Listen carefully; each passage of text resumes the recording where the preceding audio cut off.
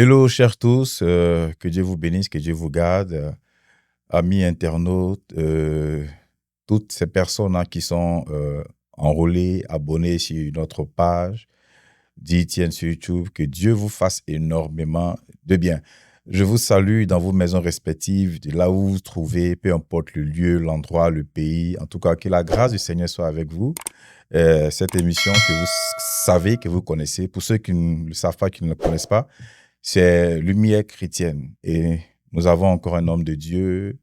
Voilà, quoi. Il n'est plus à présenter, mais comme nous savons qu'à chaque fois, il y a de nouvelles personnes qui se connectent, qui s'abonnent. Donc, il va se présenter lui-même, mais je vais faire comprendre que c'est une émission où nous recevons des hommes de Dieu. Voilà, une émission chrétienne qui a pour but d'édifier le maximum possible de personnes. Et donc, comme nous croyons en la grâce du Seigneur et la puissance du Saint-Esprit pour toucher des personnes, peu importe le canal, peu importe le lieu, et donc, nous faisons ce plaisir de faire ce genre d'émission. Homme de Dieu, soyez salués. Salut, papa, Prince. Comment vous allez? Je vais très bien. Heureux de vous revoir encore. En tout cas, ça fait plaisir aussi on appelle ça à chacun de nous, de vous voir encore. La dernière fois, vous étiez là, on était ensemble. On a partagé un peu une thématique et aujourd'hui, nous sommes là encore et nous vous avons par la grâce du Seigneur. Et excusez-moi si vous pouvez, encore une fois, vous présenter à nos amis internautes. Car comme je le disais, en fait, c'est parce qu'il y a des personnes qui, forcément, vous découvrent pour la première fois. Okay. Donc, voilà quoi. Pour la considération que nous avons aussi pour toutes ces personnes qui nous suivent là. Qui est le pasteur Jimmy? Je suis le pasteur Jimmy Muzama Eli. Shalom à tous. Je suis pasteur, visionnaire et représentant légal de la grande communauté des églises missionnaires Emmanuel au Congo. Okay. Je suis marié et père d'une jolie fille aussi. C'est un peu ça. Merci beaucoup par la grâce de Dieu. Non, je vous en prie.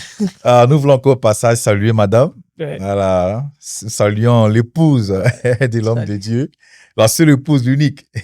En dehors de la personne. Ah non, non. La seule et l'unique qu'on s'est mariée sans avoir l'intention de divorcer. Oh, ok, super. En tout cas, merci pour la précision. Hein? Sans avoir l'intention de divorcer. C'est ça. En tout cas, nous rendons grâce au Seigneur. Voilà quoi, nous disons merci pour cette épouse qu'il a mis à vos côtés. Ouais, gloire à et Dieu. Pour la grâce qu'il vous a fait d'avoir une jolie petite. D'accord, mais Dieu, comme j'étais en train de le dire à tous ceux-là qui nous suivent, nos amis internautes, et nous sommes là encore pour aborder une thématique. Voilà quoi. Cette thématique-là, c'est pourquoi Dieu permet-il certaines difficultés. En tout cas, c'est l'impression que beaucoup se disent que c'est vrai que Dieu peut permettre des difficultés, mais bon, voilà quoi. D'autres se disent que comme Dieu permet souvent, on va dire que comme on a des difficultés, mais c'est que ce Dieu-là, il est méchant, c'est que ce Dieu-là, vraiment, il est insensible. Ouais. Beaucoup de choses, beaucoup d'arguments, beaucoup de raisons. Donc, on va essayer, voilà quoi, par la grâce du Seigneur, avec vous comme invité, d'aborder un peu cette thématique-là. Déjà, j'ai envie de vous demander, sans plus tarder, pourquoi Dieu permet-il que nous traversions des moments difficiles? Si on peut le dire. D'abord, nous devons savoir si Dieu permet d'abord que certaines difficultés nous arrivent. C'est juste pour que nous puissions vivre dans la dépendance totale en lui. Ok. D'accord. Nous puissions vivre dans la dépendance totale à lui.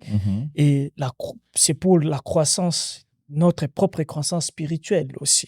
Okay. Alors, lorsque Dieu accepte que nous traversions des moments difficiles, il y a aussi des aspects par là. Le premier aspect, c'est pour nous briser aussi.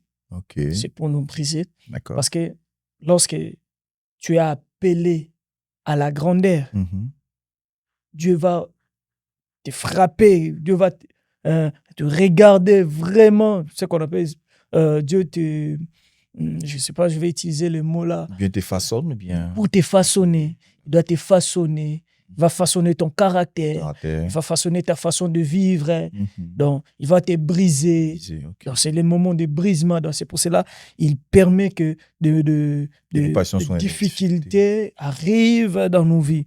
Okay. C'est pour aussi renforcer notre foi. D'accord. Ouais. Lorsque Dieu accepte des moments-là, c'est pour renforcer notre foi. Et dans ces moments difficiles qu'on croit tellement en Dieu, c'est dans des moments-là, c'est dans des moments horribles qu'on croit en Dieu. qu'on doit vivre dans la foi inébranlable. Donc, il accepte ça, pour nous briser et pour que nous vivons dans la dépendance totale à lui et pour que nous puissions renforcer aussi notre foi en lui. Ce que vous venez de souligner aussi est important, hein, parce qu'effectivement, c'est difficile souvent d'avoir confiance en Dieu dans ces moments-là. Hein. Oui. C'est pas évident. Hein. D'accord. Merci, homme de Dieu. J'ai envie de vous poser cette deuxième question. Est-ce que Dieu envoie les épreuves ou les laisse simplement arriver? Il y a des choses ici. Les épreuves, il y a ce qu'on appelle la volonté directe de Dieu et la volonté permissive de Dieu. Alors, la volonté directe de Dieu, c'est son plan idéal pour nous. Il a planifié que les difficultés arrivent dans nos vies pour nous tester. Si nous sommes fortement ou la maturité spirituelle est devenue forte, il nous teste comme il a testé la vie de Job, comme je l'ai dit tantôt. Et aussi la volonté permissive, c'est-à-dire c'est par là maintenant, c'est nous-mêmes. C'est nous-mêmes qui avons fait de...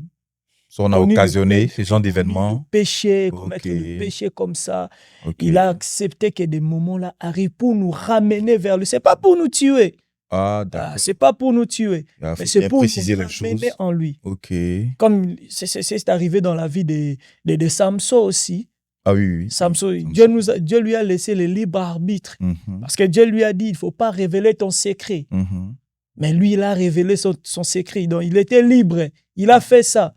Pendant qu'il a fait ça, Dieu a accepté qu'on puisse le livrer entre les mains de ses ennemis, les Philistins.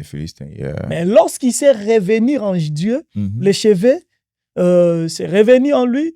Il a demandé pardon en Dieu et Dieu lui a donné encore la force. Malgré la force, il y a les conséquences qu'on connaît dans la vie de Samson. Ce que vous avez évoqué n'est pas aussi faux. C'est-à-dire qu'il faut comprendre qu'effectivement, voilà quoi, que souvent c'est nous-mêmes qui sommes à l'origine de tout ce qui nous arrive. Hein. Souvent, c'est nous-mêmes qui créons certaines situations. Donc, je fais comprendre à tous ceux-là que notre Dieu, le Seigneur, il n'est pas un tyran, ce n'est pas un dictateur.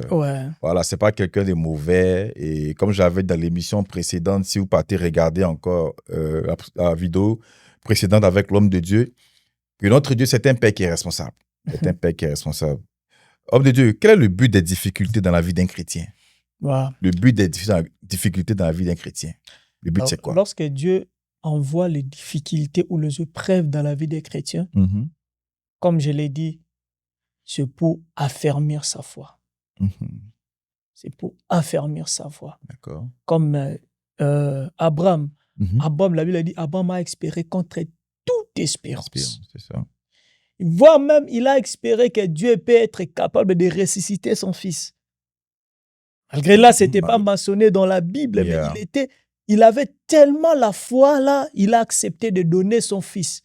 Donc, c'était une épreuve que Dieu lui a fait passer.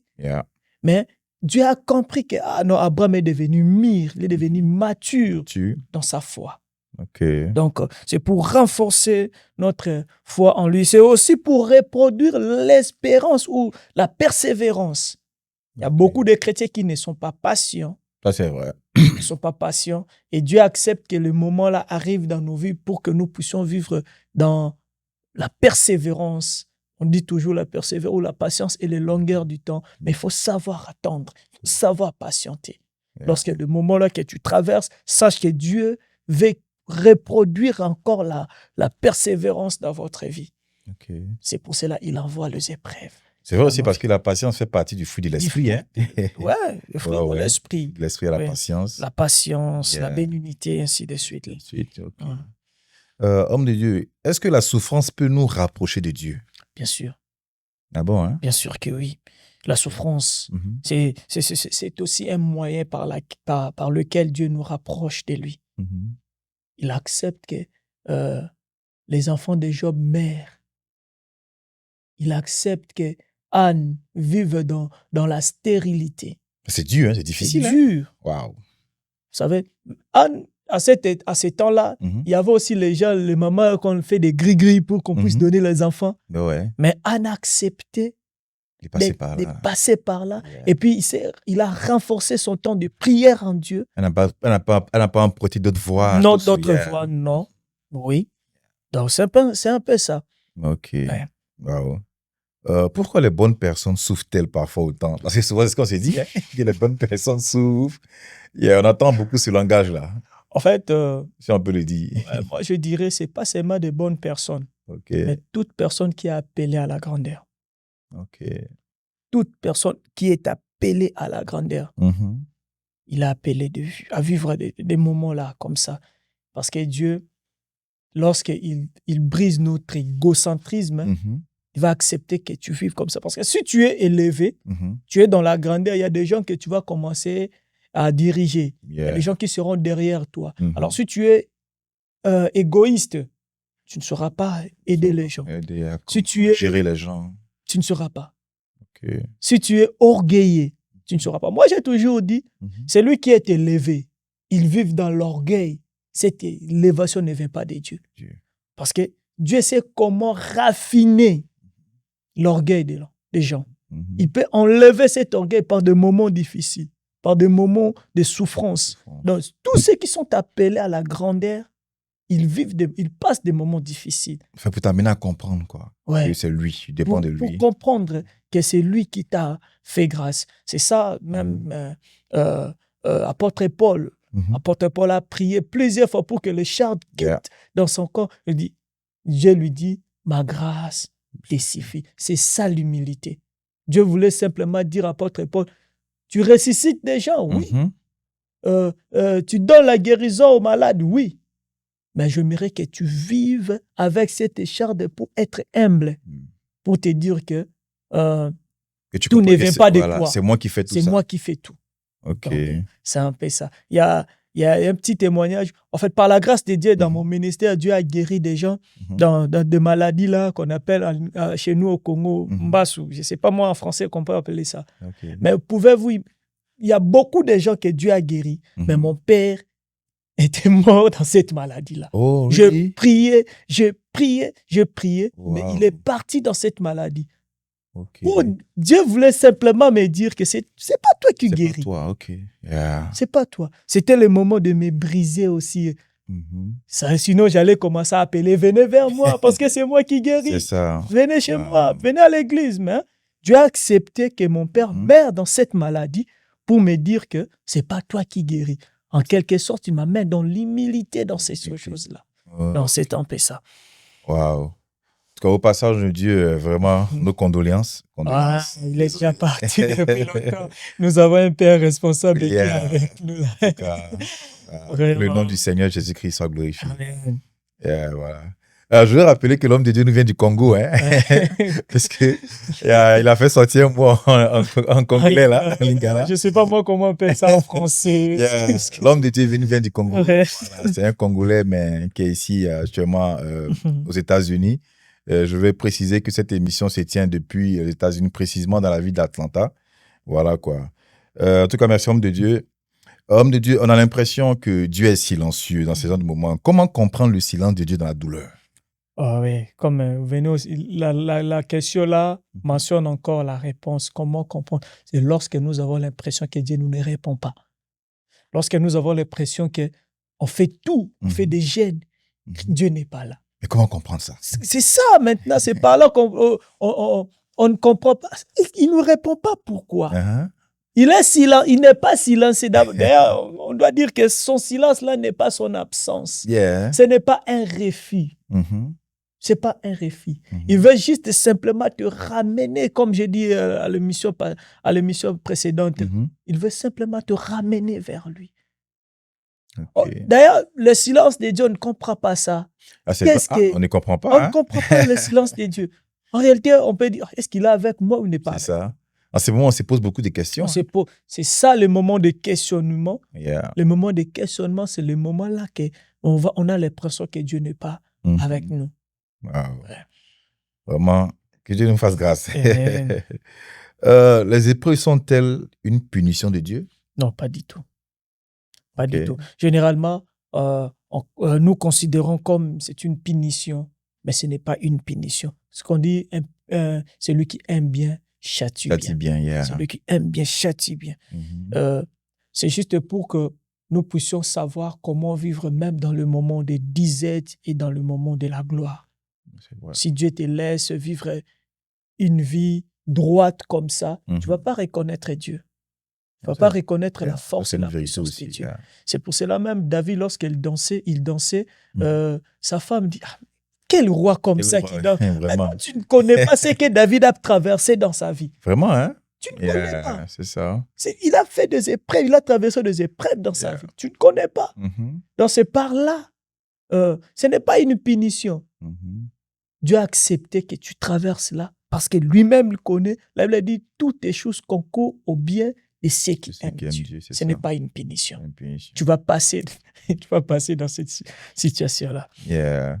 Ça m'amène à me rappeler même de cette phrase de l'apôtre Paul où il disait « Je puis tout par celui qui me fortifie ». par celui qui me fortifie. Philippiens 4, comme ça. Il sait comment se gérer même dans le moment où il disait, un moment, en tout cas vraiment. Et j'aime bien cette parole-là où il précise « Je puis tout par celui qui me fortifie ». Wow. Homme de Dieu, comment savoir si une difficulté est une épreuve ou une conséquence de nos choix? Wow. Comme je l'avais dit dans l'émission précédente, il y a la volonté, je ne sais pas, la volonté permissive et la volonté directe de Dieu. Il y a, pour comprendre d'abord que cette épreuve-là vient de Dieu, il y a ce qu'on appelle, tu es dans la difficulté, mais tu vives une paix intérieure. Tu vives une paix, une tranquillité là, tu sais, toi-même tu te dis que je sais que je vais passer. Je sais que je vais passer, tu vas comprendre. Par là à ça, c'est une épreuve que Dieu est en train de me faire traverser. Alors si ça vient dans nos propres choix, il y a ce qu'on appelle, tu vas vivre, mais tu manques la paix, tu vis dans des culpabilités jusqu'à ce que tu vas comprendre que j'avais fait une erreur dans la vie, dans le passé. Et Dieu accepte que là, des conséquences là arrivent dans votre vie pour que vous puissiez, pour vous amener dans la repentance. Vous amener dans la repentance, une repentance profonde. Donc, c'est ça. Je vais rappeler à tous ceux qui nous suivent que voilà, l'émission précédente, c'était avec l'homme de Dieu, le pasteur Jimmy, qui est avec moi présentement.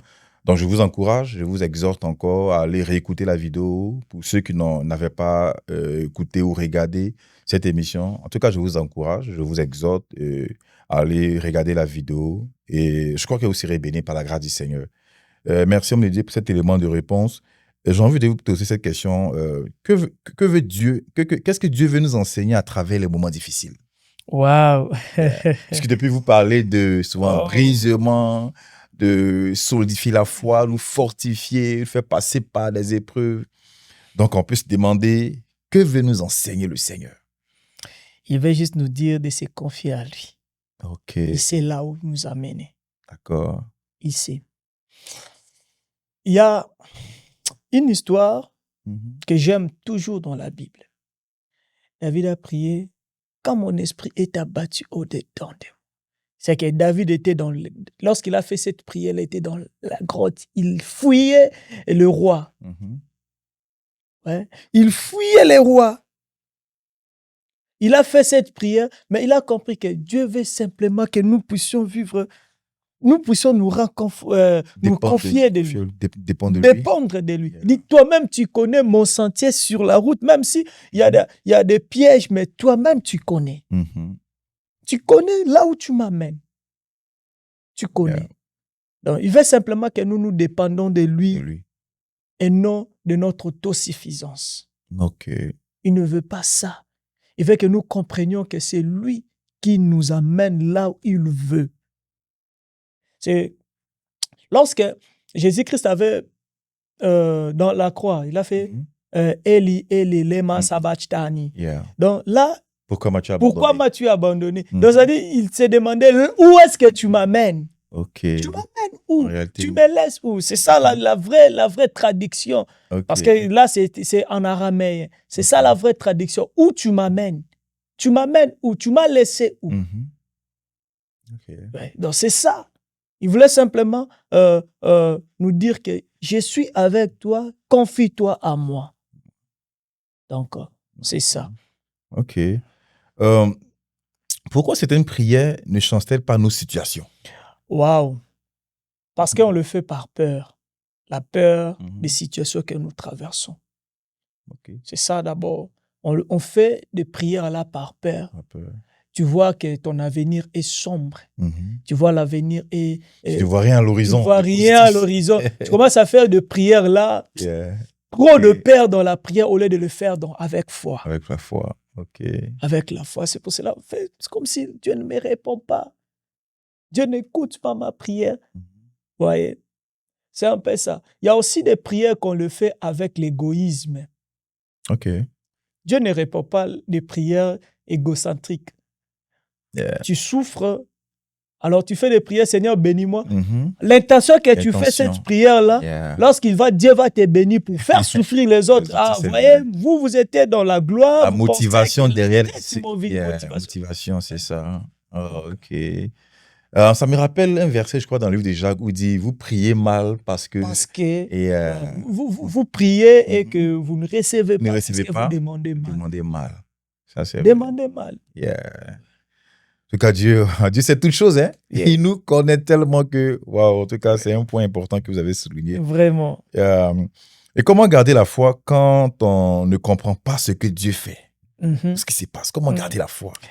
Waouh, c'est souvenir à des choses passées que Dieu a fait dans la Bible, dans des témoignages. Tu regardes que l'autre a passé dans des moments-là. Moi, je suis stérile. Sarah a passé dans la stérilité. 2 fois, ménopause, 90 ans. Mais Dieu l'a donné l'enfant. L'enfant, c'est ça. Alors, l'autre ici, Lazare était déjà mort. J'aime la Bible. Jésus a ressuscité. Dans l'histoire de la Bible, Jésus a ressuscité beaucoup de gens. Il a ressuscité la fille là de Talitha Koumi. Il a ressuscité le fils de la veuve là. Il a ressuscité Lazare. La fille là, elle était morte et on l'a appelée Jésus. Elle était morte, on l'a appelée Jésus. Jésus-Christ l'a ressuscité. L'autre là, on allait déjà l'enterrer. C'est Lazare, hein? Non, le fils. Ah ouais, je pensais que c'était Lazare. Oui. OK, yeah. On allait déjà la terre et Jésus-Christ est venu. C'est les dimensions. Oh, ouais. Il y a l'autre là, Lazare, il est déjà pourri. 4 jours. Combien de jours là? Il y a 4 jours. 4 jours. Ouais. Yeah. Et Christ est venu ressusciter. Même si ton problème là a des dimensions, regarde la croix, regarde les histoires de la Bible, regarde les témoignages, regarde même les témoignages des héros d'aujourd'hui. Qui nous relatent leurs histoires et vous allez comprendre que Christ est fidèle. Et c'est par là que tu vas garder ta foi en lui. OK. Est-ce que Dieu a un plan dans nos moments les plus sombres? Dieu a-t-il un plan? Bien sûr.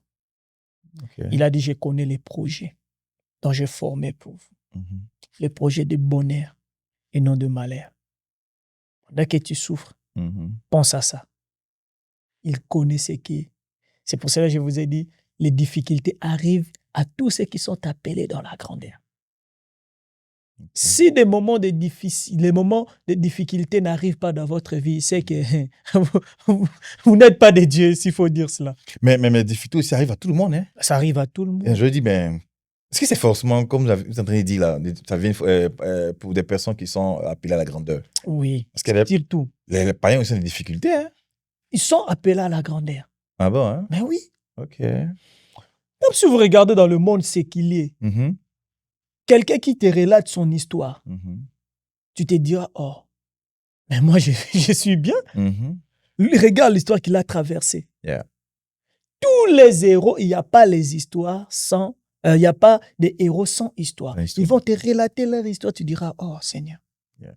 Mais moi, je traverse le moment. Je sais que tu vas aussi me faire sortir dans cette situation ici. Donc, comment les difficultés peuvent-elles transformer notre caractère? Ouais, comme je l'ai dit aussi dans l'émission passée, les difficultés transforment nos caractères par rapport à l'appel que Dieu t'a fait. Il veut juste t'amener à une humilité.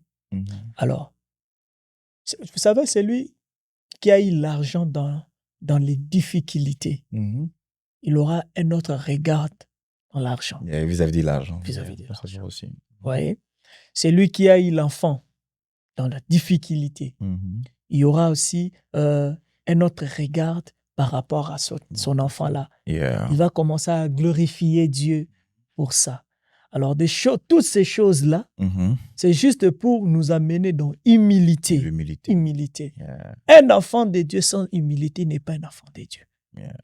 Des difficultés nous arrivent pour nous amener dans l'humilité et pour vivre dans la dépendance totale de Dieu. Et croire aussi à la grâce de Dieu.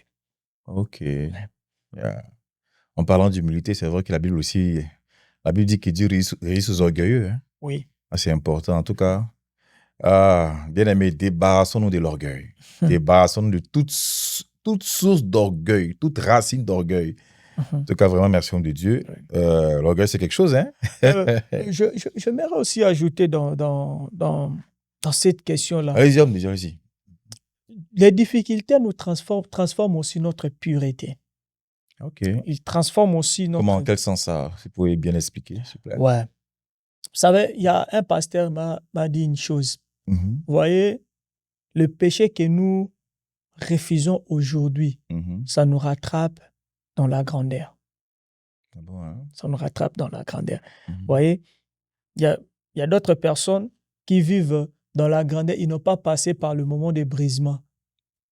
Ils ne comprennent pas comment ils peuvent résister devant une femme, comment ils peuvent résister devant le problème, comment ils peuvent résister devant des situations horribles qui arrivent dans sa vie.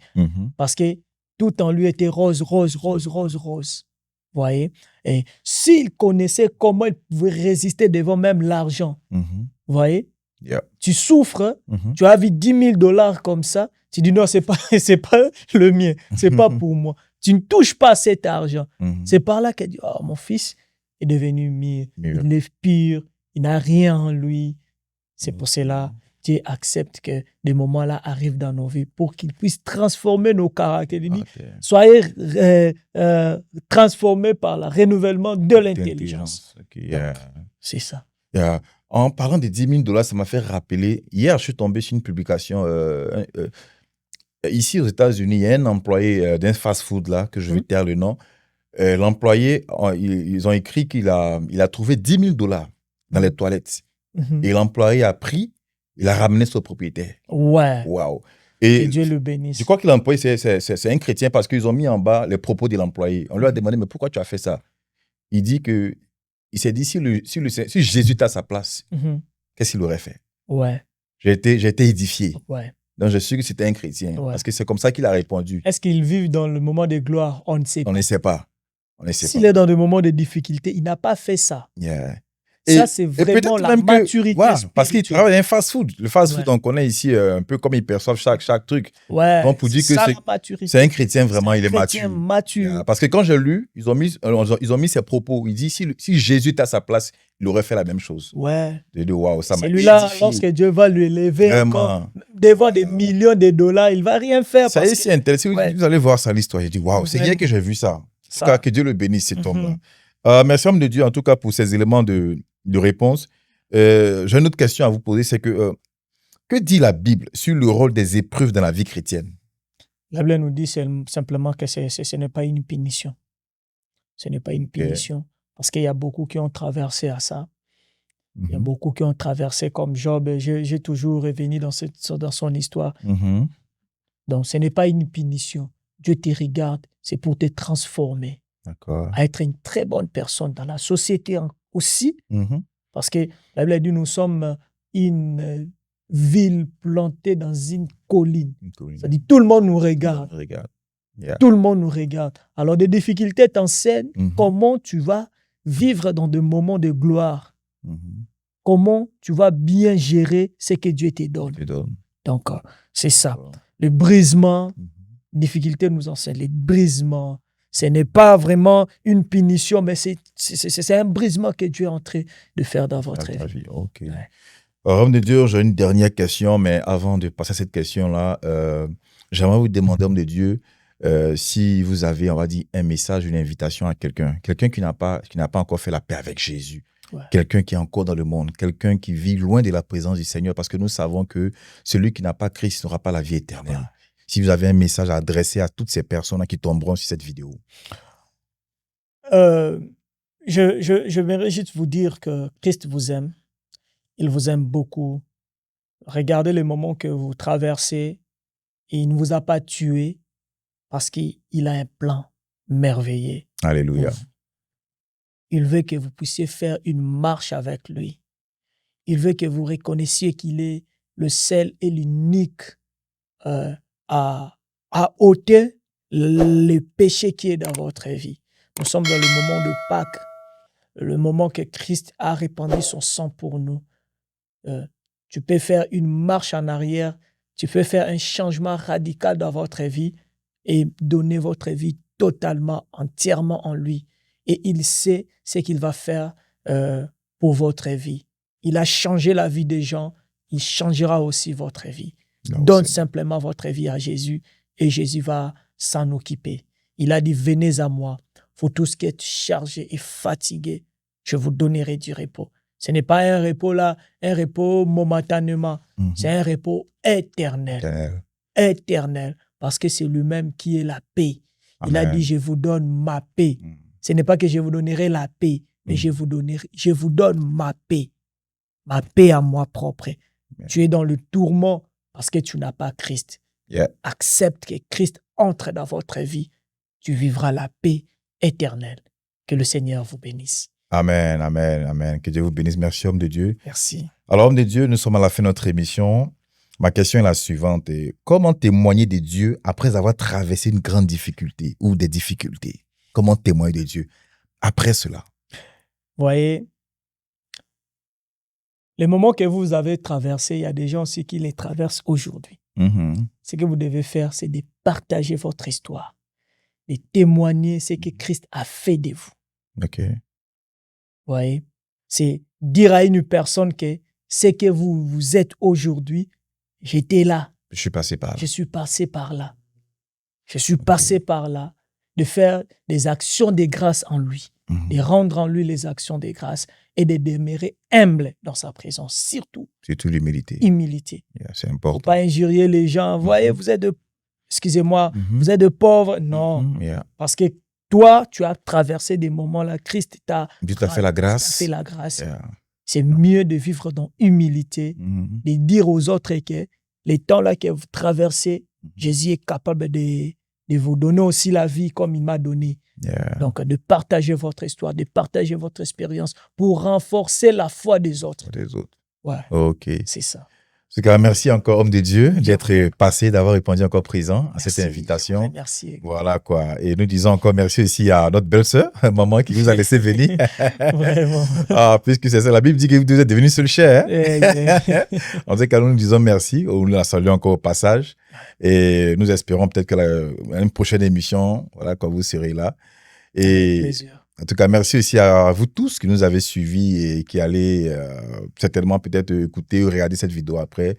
Que Dieu vous bénisse et surtout pour ceux qui n'ont pas encore Christ, comme l'homme de Dieu vient de le dire, vraiment acceptez Christ dans votre cœur. Il est le seul remède de ce monde.